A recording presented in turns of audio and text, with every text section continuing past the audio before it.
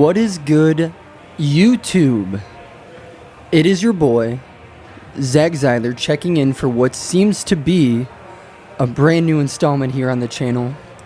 And today we're bringing back the face cam. I have not done this face cam in ages. I'm not saying it's going to stay, but I just thought it would be appropriate, to throw over this little chest session and kind of dive into chest development in general. I'll take you way back. When I first started getting into lifting.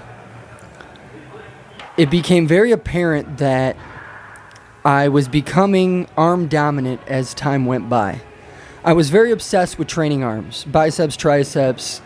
Coming from a deathly illness and really trying to gain my weight back, I understood that in order for you to look, physically strong in clothing, you got to work your arms. I mean, you can see in the face cam, I'm wearing a double XL, and this shirt, it can't even breathe with these biceps, right? So my arms developed very quickly in the beginning because I was obsessed with training arms 3+ times a week. Now, because of this, my other body parts lagged. I'd like to think that a lot of my beginner gains went to my arms in a way, to be completely honest. In fact, in high school, whenever I would go to parties or even at school, people referred to me as the dude with a bird chest. You think I'm kidding, but I would meet random strangers who knew of me, and they would be like, "Oh, you're the dude from the school down the road with the bird chest, right?" And I'm just like, okay. Obviously, that motivated me to, even out my physique, gain better proportions, and put a hyper focus on something such as chest development. And in the past several years, I have managed to go from having a bird chest to basically needing a sports bra at all times. I'm kidding, obviously, but my chest has definitely improved tremendously from where I began, and at one point I was always worried that my chest would never grow. And I'm going to keep it real with you guys. There's no magic formula. It's just training your chest. It's striving to improve. It's striving to get stronger on every movement, changing up your volume, changing up the exercises that you perform. There's no secret. There's no magic pill. But I will tell you this, guys, don't shy away from exercises.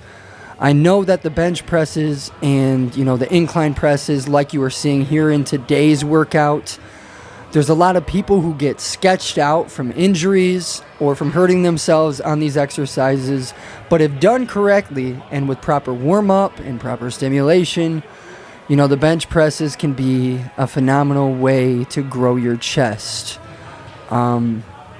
Just getting stronger over time. And you don't got to train like a power lifter. Don't get me wrong, all rep ranges work. All rep ranges are going to carry over to your chest development. I'm talking singles all the way into sets of 12 to 14, sets of 20, sets of 50, sets of 100, where you rest, pause until you get 100 reps, you grab pink weight, and you just rep and bring in as much blood into the muscle as possible, and I will tell you it works whether you're natural or not. I know that's a huge argument people like to get into.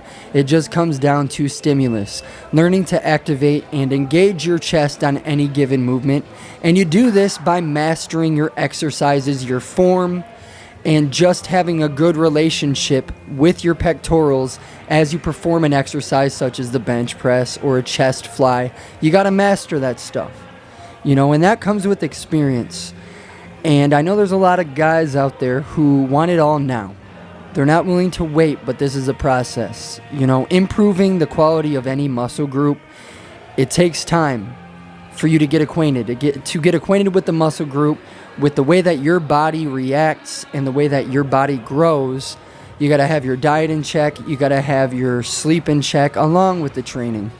So for me, I'm a high volume guy. I always have been. Even back in the natty days, back when I was a noob, I used to get on the YouTube machine and watch Jay Cutler videos, Ronnie Coleman videos, Dorian Yates, etc.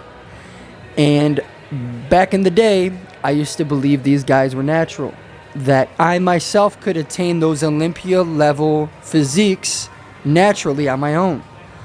And so I applied a lot of their training philosophies to myself, not knowing that these guys were not natural. And, you know, it was a blessing and a curse because I learned how to train with high volume very early on. And it's something that I've carried with me now for 15, 16 years. And it works, you know. The guys who kind of shit on high volume and, you know, just say that it doesn't work, that it's overtraining, usually are the ones that have never tried it.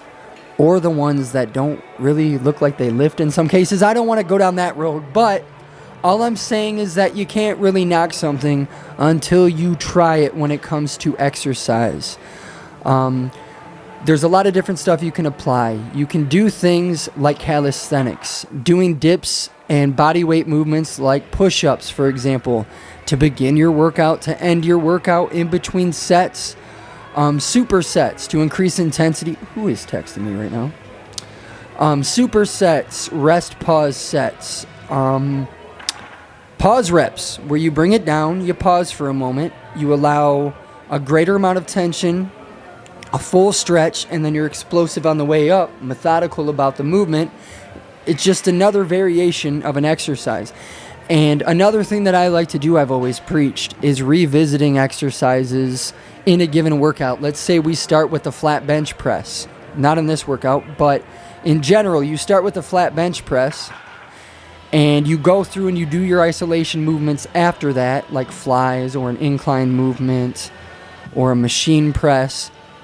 I always have enjoyed ending or revisiting that same flat bench press later in the workout because you will find that you're fatigued, you can't use as much weight, and it just becomes a different movement at that point in time. Bro science, right? Gotta love it.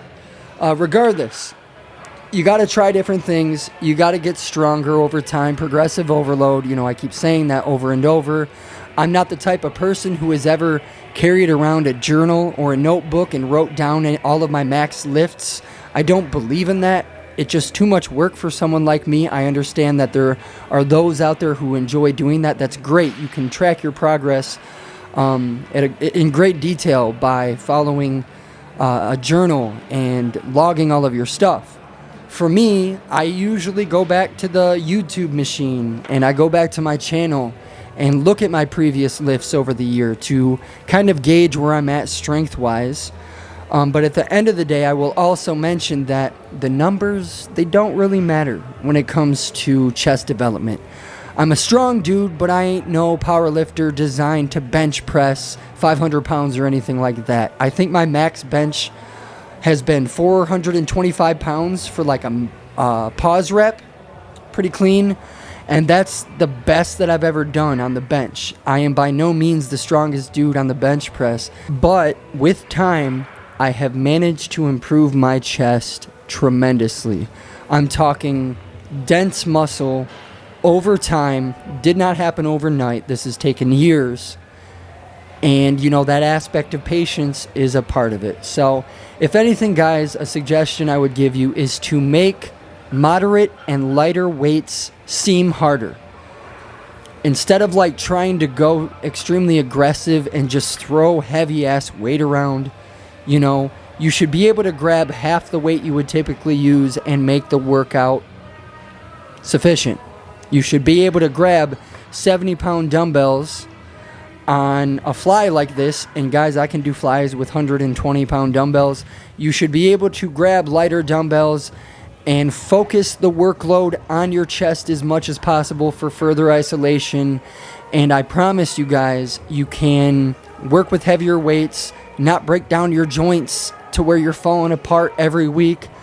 This is bodybuilding. So it's a process of trial and error, finding what exercises work for you, where you find the most engagement, and being consistent with it. It takes time, guys. So I need to wrap it up for now. I hope this helps you guys a little bit. Some tips or some motivation coming from me. just about how I have improved my boob development over the years. It's been a process, and I wish you guys the best on your journey of growing a phenomenal warrior chest. I love you guys so much. This has been your boy, Zach Zeiler, checking in. Until next time, love you guys. Peace out. Bye.